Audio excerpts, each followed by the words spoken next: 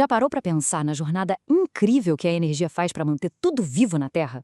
É uma história fascinante, que começa lá longe, no Sol, e termina bem aqui, dentro, no coração de cada uma das nossas células. Tudo começa com uma pergunta, né? Uma bem fundamental. O que, afinal, alimenta a vida? Para qualquer organismo existir, ele precisa de um fluxo constante de energia. É a regra número 1, o desafio que a vida precisou resolver para poder começar e continuar. A resposta está numa dança química que não para nunca, acontecendo dentro de cada ser vivo. O nome dessa dança? Metabolismo.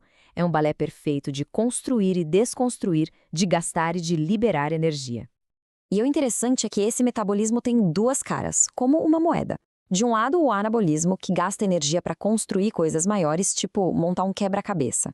Do outro, o catabolismo, que quebra essas coisas para liberar a energia que estava guardada ali.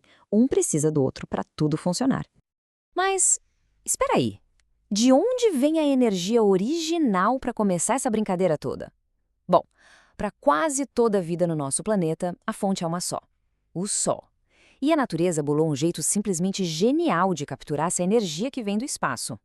E os heróis dessa história são os organismos autotróficos. Esse nome complicado só quer dizer aquele que se alimenta por conta própria. Pensa nas plantas, nas algas. Eles não precisam sair para caçar, eles fabricam o próprio rango usando a luz do sol. Eles são a base de tudo, a galera que sustenta o resto do ecossistema. Por muito tempo, o pessoal achava que as plantas literalmente comiam terra para crescer. Fazia sentido, né? Mas lá no século XVII, um cientista chamado Jan van Helmont fez um experimento super simples.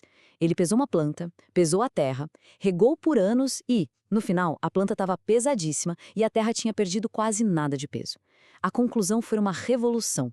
A planta não vinha da terra. E se não vinha da terra, vinha de onde? Da luz. A fotossíntese é essa mágica.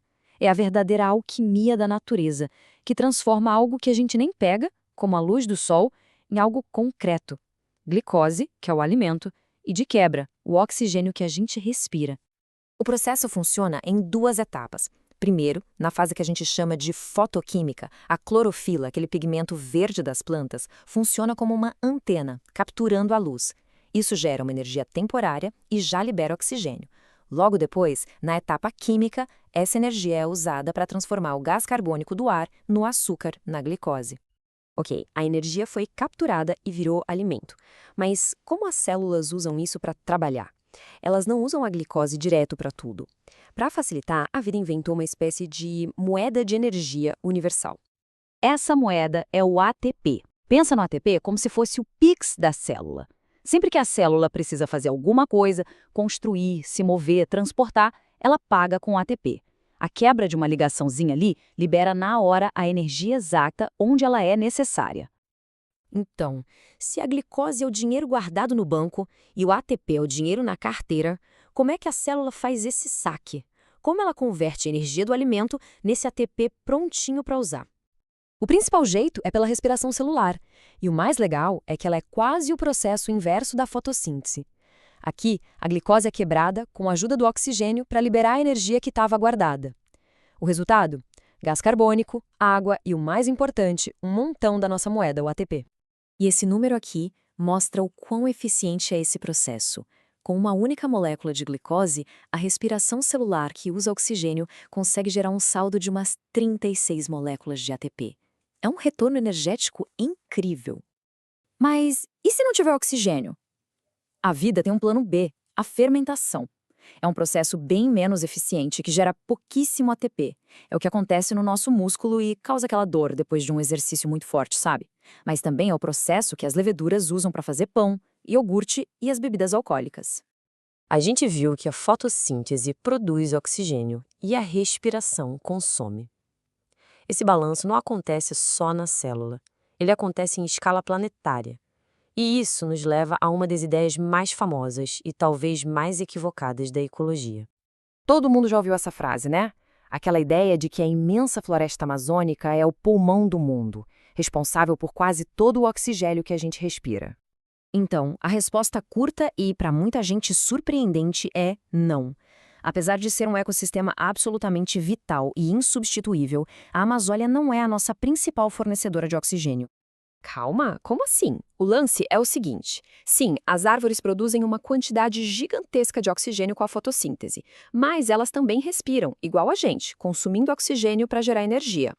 Numa floresta já madura, o tanto que se consome na respiração de todos os seres vivos ali praticamente empata com o que é produzido. O saldo final fica perto de zero. Então, se não é de lá, de onde vem a maior parte do oxigênio que a gente puxa a cada respiração? A resposta está lá, nos imensos e profundos oceanos.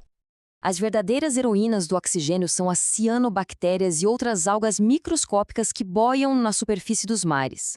Esses seres minúsculos fazem fotossíntese numa escala global absurda, produzindo mais da metade de todo o oxigênio da atmosfera. Elas são a base de toda a vida marinha e, por consequência, da nossa também. E assim, a gente fecha o ciclo. Um raio de luz viaja milhões de quilômetros do Sol, é pego por um ser microscópico no oceano e sua energia é liberada dentro de uma célula para fazer a vida acontecer. É um fluxo único, uma corrente que não para e que conecta todos os seres vivos.